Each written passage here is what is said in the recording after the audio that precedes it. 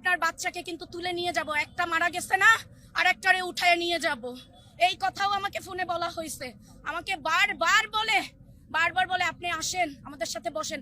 কেন বসবো? আমি স্কুলে আমার ময়না পাখিটারে দিয়ে যাই নাই। আমি ওই ময়না পাখিটারে কয়লার টুকরা 6 দিনের পাই নাই।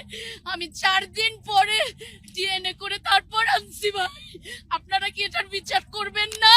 কেন করবেন না? আপনারা কি কথা বলবেন না? আজকে আমার ছেলে করায়, আমার ছেলের গায়ে হাত তোলে কেন? টিচারকে এই রাইট কে দিছে? আমি নুরুন নবীর বিচার চাই, আমি মাইলস্টোন বন্ধ করতে চাই, আমি আর কিছু চাই না।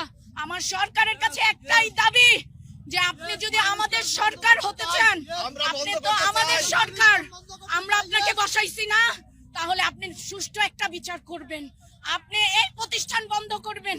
এইটা হচ্ছে একটা রক্তচোষা প্রতিষ্ঠান। এখানে যেই বাচ্চারা কোচিং করে তাদেরকে আদর করে।